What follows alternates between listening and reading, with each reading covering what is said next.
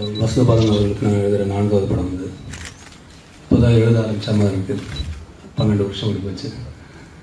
Album திரைப்படத்துக்காக செல்லமாய் செல்லம் என்ற ஐடி பாடலை முதல்ல சந்திச்சாங்க. அதுக்கு பிறகு அதே திரைப்படத்தில் காதல் வானொலி செய்தி சொல்லுது, மோக மூட்டங்கள் மனதை தொடுமான ஒரு பாட்டு.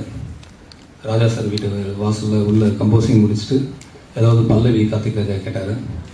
அங்கே முன்னாடி இருக்க ஒரு டீ கடையில் நானும் வசந்தபாலனும் நின்றுட்டு இந்த பல்லவியை சொன்னேன். காதல் வானொலி செய்தி சொல்லுது, மோக மூட்டங்கள் மனதை தொடுமாம், வங்கக்கடல் போல் நெஞ்ச கடலில் காதல் புயல் தான் மைய விடுமாம் அப்படின்னு அந்த பல்லவி சொல்ல அவர் உடனே உணர்ச்சிவசப்பட்டு அவர் பர்ஸில் வந்து ஒரு 500 ரூபா தாள் தான் இருந்தது. அப்போது அந்த 500 ரூபா தாளை எடுத்து அந்த காதல் வானொலி எழுதிய கவிஞனுக்கு அப்படின்னு போட்டு கையெழுத்து போட்டு கொடுத்தாரு. ரொம்ப நாள் அந்த 500 ரூபா தாள் நான் வச்சுருந்தேன்.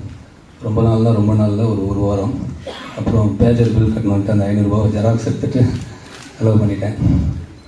அதுக்கு பிறகு எத்தனையோ இரவுகள் நாங்கள் பசியும் கனவும் மட்டுமே தின்றுக்கிட்டு கவிதாலய வாசலில் ஒரு அறை மொட்டை மாடியில் அப்புறம் ஆல்பம் படம் சரியாக போகாதனால அந்த வெயில் இடைவெளி கிட்டத்தட்ட ஒரு 5-6 வருட இடைவெளி. அந்த நேரங்கள்லாம் ஒரு கூட்டுக்குழுவின் அகோர பசியை போல் அவர் வந்து படித்து கொண்டே இருந்தார். நிறைய படங்கள் பார்த்து கொண்டே இருந்தார். அநேகமாக தினசரி வாரத்தில் ஒரு 4 முறையாவது நாங்கள் சந்தித்து கொண்டே இருந்தோம். அதுக்கு பிறகு சங்கர் சாருக்கு எஸ்ஹெச்எஸில் வெயில் கதை சொல்லிவிட்டு அது ஓகே ஆனவுடனே முதல் ஃபோன் எனக்கு தான் அடித்தார். பாண்டி பஜாரில் அந்த விருதுநகர் ஹோட்டல் எதிர்க்க கட்டி பிடிச்சிட்டு டைரக்டர் படம் பண்ணுறேன்னா நீங்கள் தான் ஃபுல் சாங் எழுதுறீங்கன்னு சொன்னார்.